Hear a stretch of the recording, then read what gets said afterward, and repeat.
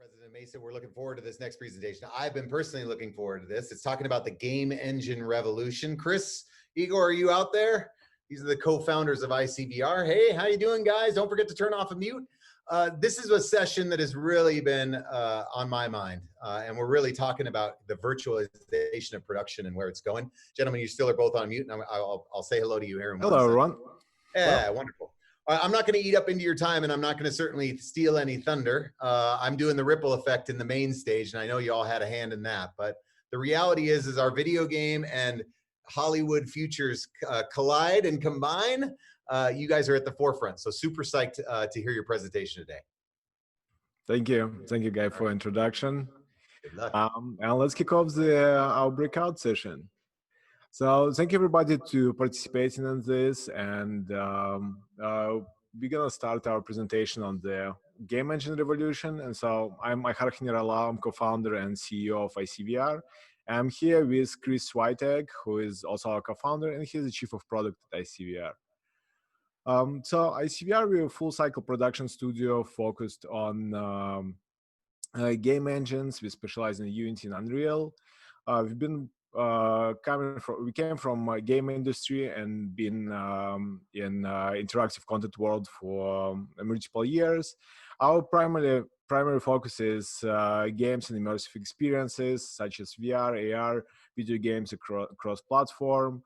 We create 3D content, 2D content, and performance visual art department for entertainment studios.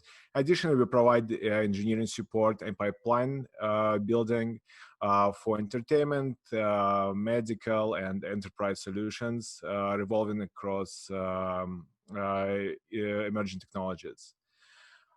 So what is the game engine revolution?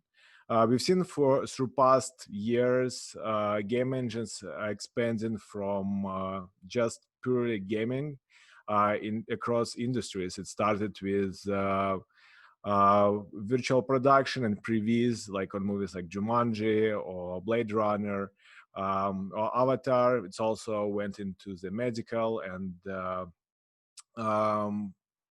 in past event due to COVID, we saw much more rapid acceleration and having specifically game engines being used within virtual events. So just to have a quick walkthrough on currently the most popular game engines which I used, it's Unreal and Unity game engines, and basically in a nutshell, they are a toolkit for creating experiences that are rendered in real time, that are interactive, so users can have an input and pretty much have their own experience. And they're often used in 3D. You can also have a 2D experiences, and a lot of mobile games, for example, it's a good example. What are great for them and why they're getting picked up by a lot of industries, that through past decade or so, the game engines became more or less an automated toolkit which allows you to remove most of the low-level programming and spend years on developing just the core engine itself, but mainly focus on features which can be spread across industries and use cases. And like I was saying before, that originally they were used primarily for games, but today we're working with clients, for example, in medical, which using game engines for the vision therapy, for physical therapy. We worked for training and for interactive experience and for virtual production. And I'm gonna have Chris diving deeper into what actually like products can be built with game engines and how it can be used. Hey guys, thank you, Igor. So we can start here by looking at Unity, which became available as a popular product to the general public a little bit before Unreal, although Unreal as a enterprise game engine has been around for a lot longer. But in today's market, Unity occupies the space as the go-to engine for mobile games and for augmented reality. If you've played a mobile game on your phone, especially if it was in 3D, chances are that it was almost certainly built in Unity. Unity has the ability to be packaged in a pretty lightweight way And it runs well on many different types of devices, which especially is appealing to developers if you're trying to support 100 different models of Android phones, for example. And also on the developer side, it has a huge amount of pre-made toolkits and assets available on the Unity Asset Store that can really speed up development and help reduce costs for certain projects. And a perfect example of this is Pokemon Go. You can see here on the right, Pokemon Go combined typical mobile game mechanics with an augmented reality game mode that allows you to, for example, see Pikachu running around in the real world. And the developer Niantic, for example, has built a pretty extensive toolkit for this type of game that's built on the Unity engine. So to cover augmented reality really quickly, essentially what augmented reality or AR is taking the world around us and placing a virtual layer on top of it. So in order to do this, it requires a sensing device like a camera or a LiDAR, of course, because you have to be able to see the real world and recognize it in order to put a layer on top of it. And this includes the ability to interpret this data through software such as computer vision. And Apple really has been fully committed to AR and has been leading the charge and really doing developers a huge favor by making widespread the hardware necessary in order to run an AR experience. And the perfect example of that is if you look at the recent models of the iPad and iPhone that was just announced, is the inclusion of a LiDAR within these devices, which essentially is a device that shoots out a laser, and when the laser bounces back is able to reflect where things are in the world in terms of depth, and it generates what you can see as a point cloud, this image on the right, that's able to provide a lot of really useful information that allows for things like occlusion in AR.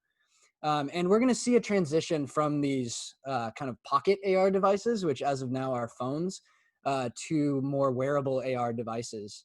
And if you look at the rumored Apple glasses that are coming out soon, those will almost certainly feature LiDAR pretty prominently for the world sensing.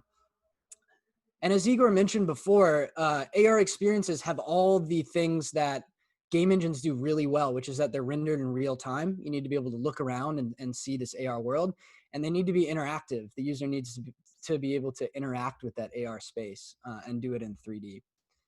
And to look at some common use cases for augmented reality and places where the Unity game engine really shines is number one, games, which I think we've covered. This is an example of one of our game projects called Botsies. It's really useful in training. Anything that involves the user interacting with something in the real world and then putting a AR display over that. It's really growing in popularity in the medical space. This is a mock-up from one of the first FDA-approved AR devices for spinal surgery. It's good in marketing and e-commerce. Imagine being able to like plop down a 3D couch in your living room to see what it would look like before you order it online. Educational uses are big. This is an example of an educational storybook, and productivity. Things like Apple Maps, I'm sure, are the first apps that we're going to see featured on the Apple glasses, for example. And that kind of covers it for a lot of the Unity use cases. So we'll dive into Unreal here, which personally and internally is one of the things that we're most excited about. It's created by Epic Games, the makers of Fortnite, and it's kind of remarkable for its really good out-of-the-box lighting and rendering capabilities. And it's the most capable game engine of reaching photorealistic quality currently. It also has a lot of built-in cinematic tools that make it great for things like virtual production. So why is real-time photorealistic rendering so important?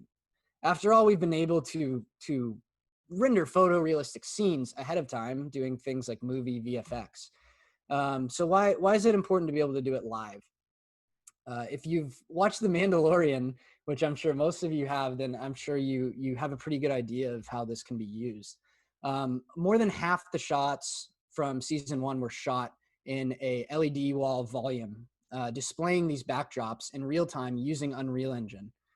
And why is this better than a green screen? It's because you get emissive lighting, natural lighting from the screens, natural reflections, which are really important for this character specifically because of his reflective armor.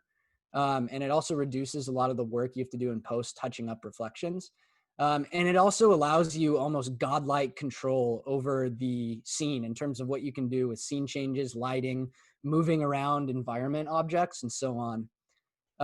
The lead wall final pixel shot percentage also is going to increase more as the tech continues to mature. More than half the shots were shot in a volume. I believe it was around 20 to 30% actually using the wall in pixel versus, or using the wall final pixel versus using lead screen. So we're going to see this tech become a lot more powerful as time continues. Here's an example of one of our personal projects that we've done on a lead screen. And this really shows you an example of the rendering of the camera frustum. If you see this little square here, that's rendering a view from the camera that's displayed on the monitor. And using Unreal Engine, it's also able to generate stuff like realistic parallax as you're looking at a screen. So it doesn't look like you're looking at a flat wall. It behaves in all respects like a real 3D scene would do if you're aiming a camera around it. Another big use case is live virtual events.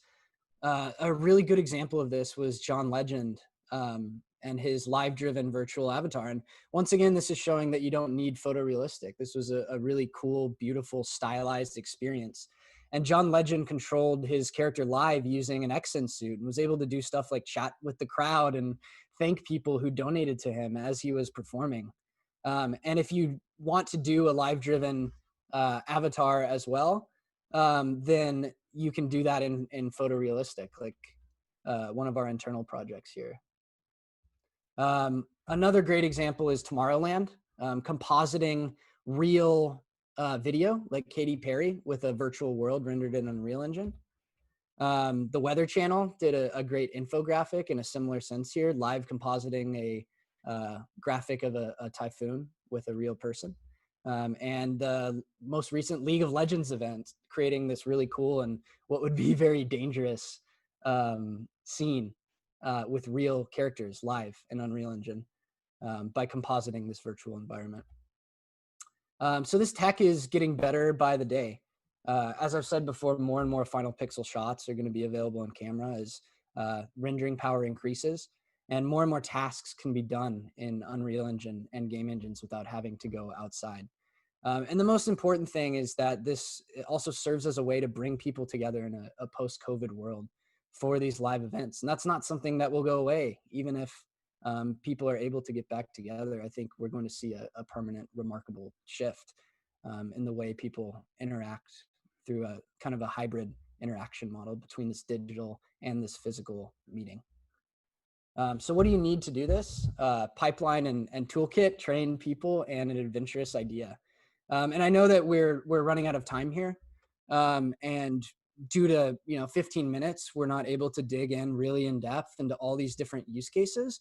But our goal here at ICVR is to, number one, try to educate people on this and try to meet people who are interested in game engine technology. So if you'd like to follow up with us and do a meeting, we're happy to dedicate an hour of our time. You can go to tinyurl.com/ICVR follow-up and schedule a space, and we'd be happy to talk more with you, especially if you saw a use case that really stuck out for you. Thank you, Chris. And additionally, we have also our booth in the exhibit section. So our team members will be happy to answer any questions or kind of like schedule another meeting or talk you more about the cool stuff that you can do with game engines. And thank you, everybody. Thanks, Awesome. everyone. Hey, you guys, that was great. I also, I know you all because we're working together, but I was curious also in terms of your take, right? You've been in the video game business for years, and I'm sure that applying some of these principles that, in the video game space, it's old hat, right? We've been, how long's been, Fortnite's out in what, season 8 or something crazy like that, right? And so I'm curious also just, and I'm not stalling for time or anything. This is just an interest question. What has been your take in terms of coming into this community, this Hollywood community? And seeing some of the challenges that were obviously faced, through COVID and accelerate that. What are some of your gut reactions in terms of How did you all deal with this? I mean, this has got to be something entirely new, but not new. You know what I'm saying? Because you've done it so often in the game space. I'm just curious, some candid thoughts if you'd like to just riff a little bit as yourselves of like, what's this meant to ICVR? Yeah, I think in general it's coming at it from, it's interesting coming at things from the opposite side of most people in the Hollywood industry. In a big sense, a lot of people are used to doing VFX and physical production. And now they're kind of scrambling to figure out the game engine side and how that fits in. And we've been doing that in the opposite fashion. We've been working with game engines since ICVR was founded, and that's kind of our bread and butter. And we're coming in and figuring out the best way to apply that to the technology that already exists on set, cameras and things like Genlock and time code, and integrating that into Unreal Engine and working with LED screen technology. It's been both a learning experience and also a really good way that we feel we can apply what we've already learned in Unreal Engine and try to help educate people in that sense. Also, another interesting thing that kind of like production is a bit opposite from for the game development. You generally start and like doing a lot of white boxing, and you have a creative locked in before you start the production entirely, and you have the 3D art assets are pretty much produced concurrently to the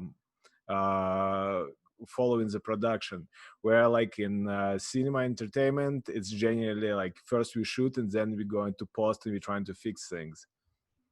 Yeah, well, and I can also imagine the environment also on set, near set, you know, that frenzied pace, and when everything really comes together, you know, it's not quite like staying up all night and drinking a ton of Mountain Dew, but it's very similar, I'm sure. So anyways, gentlemen, thank you so much for sharing your experience with us here today.